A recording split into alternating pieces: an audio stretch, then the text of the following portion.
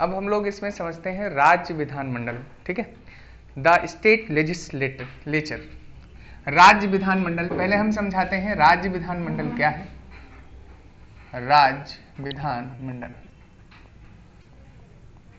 यहां से सीधा सीधा क्वेश्चन पूछा जाता है, इसलिए हम फैक्चुअल ही आते हैं।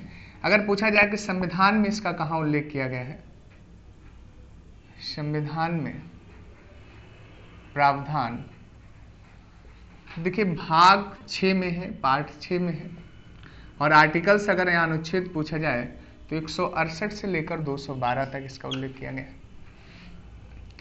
अब हमें समझना है कि क्या होता है राज्य विधानमंडल। जैसे मैंने पीछे विधानमंडल समझाया था, वैसे ही समझना है कि संसद जो थी वो 3 लोगों से मिलकर बनी थी, वैसे यहाँ पर भी एक राज्यपाल, विधान सभा और विधान परिषद, इनसे मिलकर बनती है विधानमंडल। हमारे यहाँ आर्टिकल्स 168 थोड़ा समझ लें यहाँ से तो चीज़ें ज़्यादा स्पष्ट हो जाएंगी। इसमें विधानमंडल का जिक्र किया गया है और 2 बातें कही गई हैं, थोड़ा ध्यान से समझो। पहली बात ये बोली गई, अगर एक सदनी निकाय है तो राज्य विधानमंडल का मीन है राज्यपाल प्लस विधानसभा। और कहा गया है अगर द्विसदनी निकाय है तो कहा गया है कि राज्यपाल प्लस विधान परिषद और प्लस विधानसभा होगा। तो स्पष्ट हो गया कि 168 में हमारे लेजिस्लेचर की बात की गई, राज्य विधानमंडल की बात की गई, और उसमें 2 बातें बोली गई। अगर एक सदनीय निकाय होगा तो राज्यपाल और विधानसभा से मिलकर क्या बनेगा, विधानमंडल, और अगर द्विसदनीय होगा तो राज्यपाल, विधान परिषद और विधानसभा से मिलकर क्या बनेगा, विधानमंडल। ये बात क्लियर? ये कहाँ लिखा गया है, आर्टिकल 168 में, ठीक। अब अगर हम बात करें तो सबसे पहले विधान परिषद हम इसमें समझाते हैं आपको।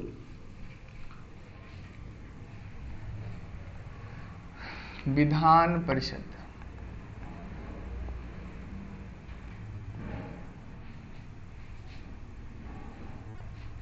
लेजिस्लेचर काउंसिल बोलते हैं।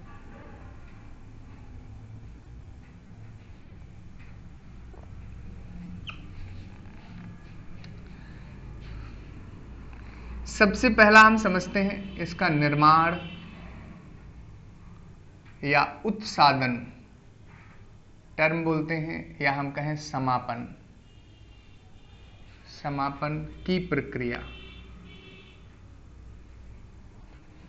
पूछा जाए तो कहां दिया गया है, तो आर्टिकल 169 में दिया गया है। तो प्रोसीजर समझें। पहली भूमिका इसके निर्माण में है विधानसभा की, और लेकिन जो अंतिम पावर है वो किसके पास है, संसद के पास। यहां से समझिए क्या होता है।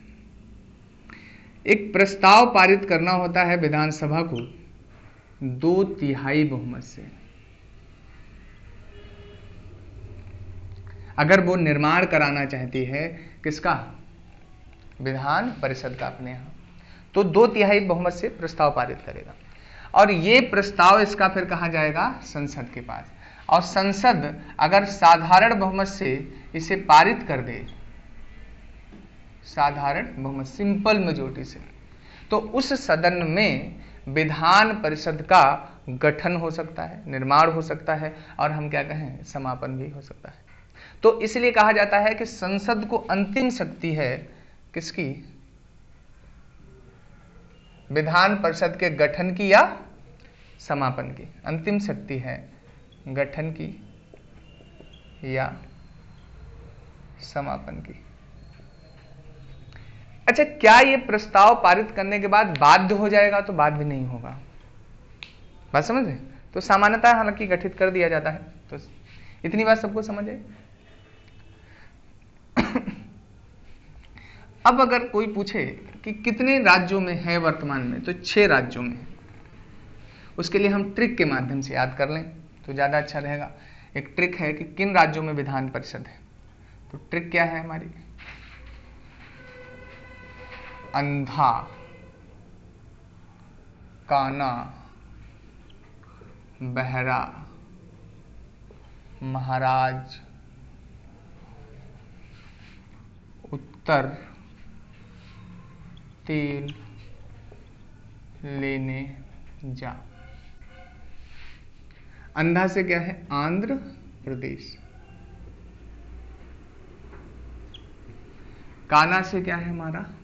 कर्नाटक। बहरा से क्या है? बिहार। महाराष्ट्र से है महाराष्ट्र,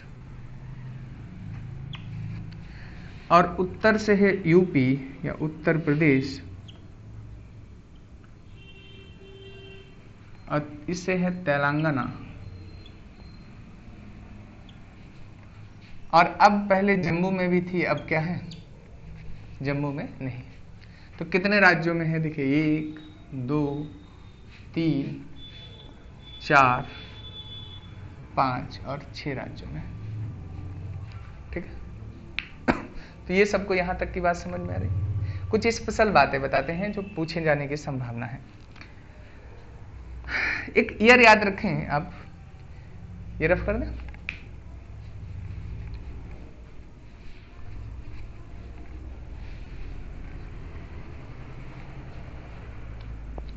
नाइनटीन 69 में यहां पंजाब में पहले विधान परिषद थी और वेस्ट बंगाल में भी, इसमें यहां समाप्त कर दी गई, तो समाप्ति का ईयर है। 1985 में आंध्र प्रदेश में भी समाप्त की गई, आंध्र प्रदेश में भी, लेकिन आंध्र प्रदेश में 2007 में पुनर्गठित कर दी गई। तो वर्तमान में आंध्र प्रदेश में एग्जिस्ट कर रही है। 1986 में इससे तमिलनाडु में भी विधान परिषद थी और समाप्त कर दी गई। 2010 में पुनर्गठित करने हेतु प्रस्ताव पारित हुआ है। किसने पारित किया? तो आपको पता है वहां मतलब राजनीतिक पार्टी है डीएमके, लेकिन एआईएडीएमके की सरकार वहां बन गई और उसने इस प्रस्ताव को वापस ले लिया, इसलिए तमिलनाडु में पुनः गठित नहीं हो पाई। बात समझ रहे? तो ये भी कुछ फैक्ट्स पूछे जा सकते हैं जिन्हें आप याद रखेंगे। ये बात समझ में आ गई?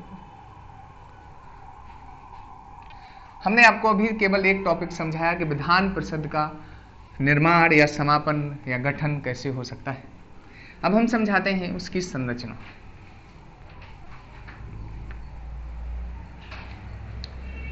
आर्टिकल 171 में इसकी संरचना की बात करता है कि इसका स्ट्रक्चर कैसे होगा। तो सबसे पहले उसने ये डिसाइड किया कि सदस्य कितने होंगे, सदस्य संख्या। सदस्य संख्या में एक अधिकतम का क्राइटेरिया दिया गया है और एक न्यूनतम का दिया गया। न्यूनतम में कहा कि 40 होंगे न्यूनतम, और अधिकतम में कहा है कि विधानसभा के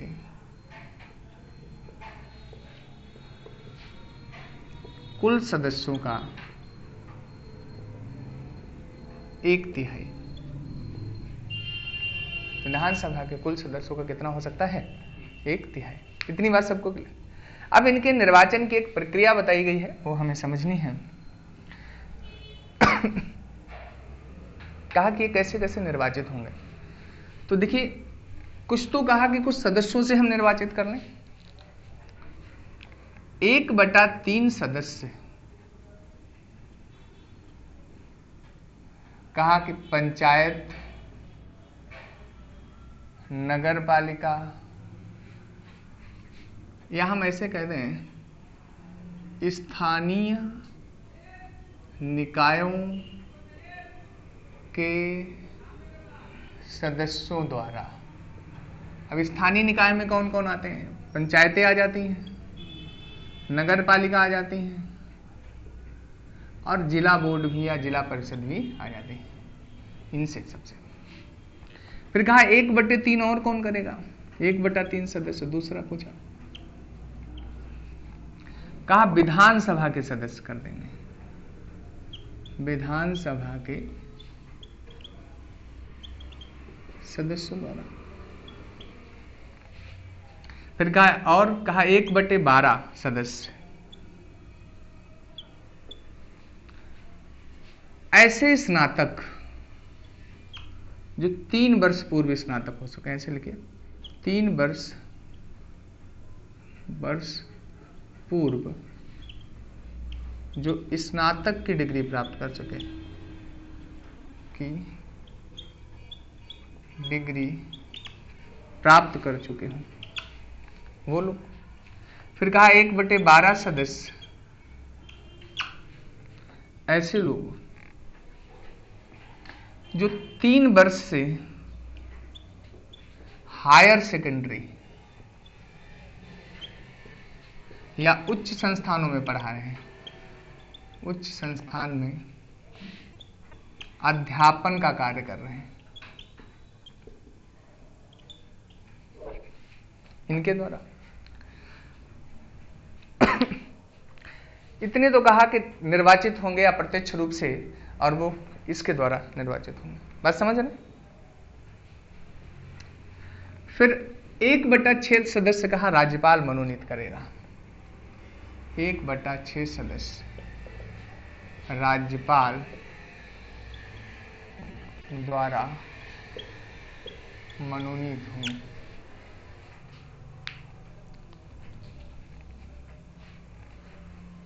बात समझ रहे?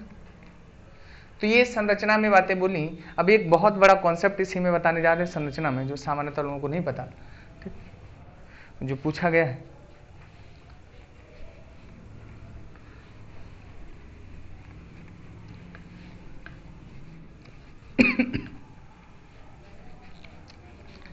देखिए 2 ध्रुवों में ये कैंडिडेट डिवाइड हैं।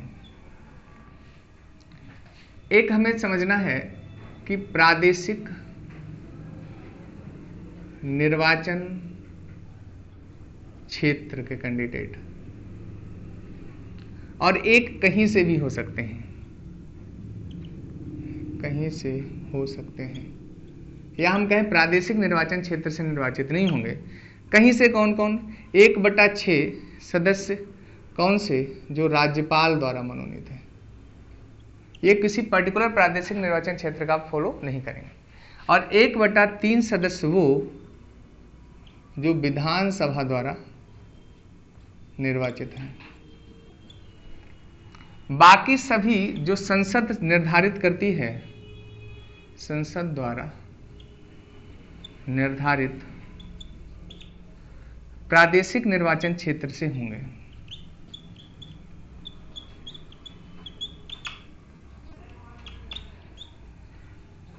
मतलब क्या है कि जो स्नातक लड़ रहा होगा, इस मतलब जो स्नातक द्वारा चुना जाएगा वो एक पर्टिकुलर क्षेत्र का प्रतिनिधित्व करेगा उस स्टेट के। समझ रहे? तो ये बात यहां से समझने वाली है, ठीक। तो ये किसके हमने क्या बताई है आपको? विधान परिषद की संरचना, ठीक। अब हम बात कर लेते हैं थोड़ा इनकी अवधि की। आर्टिकल 172 में इनकी अवधि की बात की गई है। हमें पता है विधान परिषद एक स्थायी निकाय है, राज्यसभा की भांति। क्या है? स्थायी निकाय है या स्थायी सदन है। तो इनका तो होगा नहीं कार्यकाल, ठीक। तो होगा किसका? सदस्यों का। सदस्यों का कार्यकाल कितना होता है? 6 वर्ष। और एक बात याद रखना है कि 2 वर्ष पर 1/3 सदस्य क्या होते हैं? सेवानिवृत्त होते हैं। सेवानिवृत्त मतलब रिटायर्ड होते हैं। ये बातें हमें समझनी है।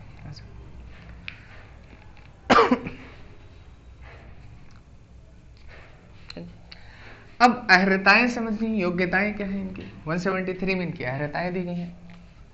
आर्टिकल 173 अहर्ताएं। सबसे पहले तो आपको पता कंडीशन हमारे यहाँ कि नागरिक हो, दूसरी 30 वर्ष की आयु पूरी कर चुका हो, और इसमें कहा गया है पागल मानसिक विकृत या दिवालिया ना हो। केवल इतनी ही बातें यहां पर बोली गई हैं कि ये नहीं होना चाहिए। ठीक है। तो हमने संरचना बता दी, अवधि बता दी, अर्हताएं बता दी।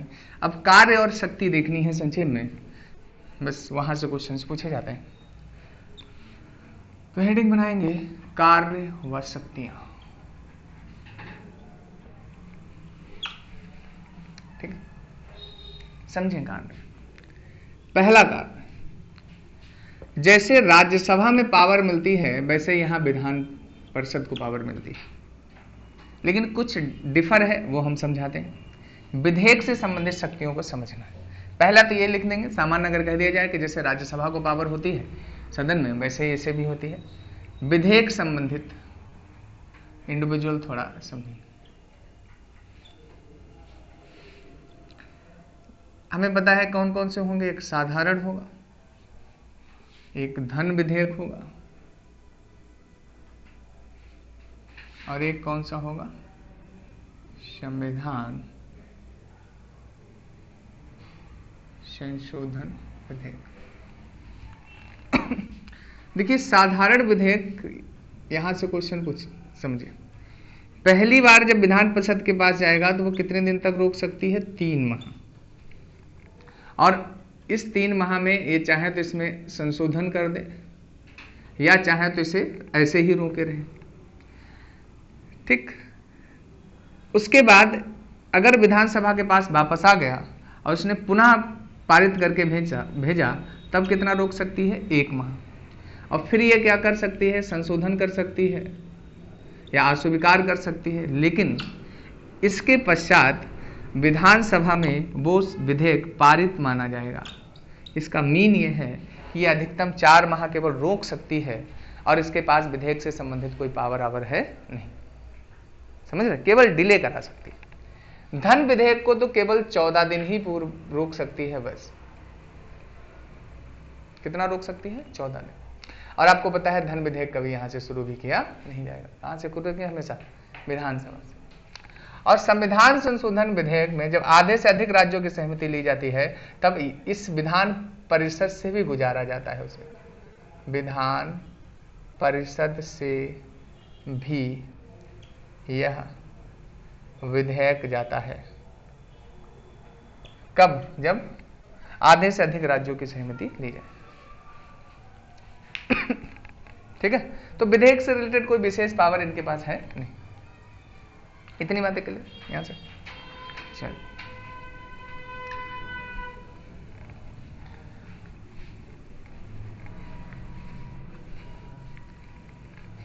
देखिए, सामान्यतः विधान परिषद में इतने ही प्रश्न बनते हैं। ठीक है। फिर एक हम तुलनात्मक स्टडी कराएंगे तो वहां पर आपको बहुत सी चीजें बताएंगे। ठीक। तो विधान परिषद में आपको इतना ही जानना है और यही क्वेश्चन जनरली हमसे पूछे जाते हैं एग्जाम में।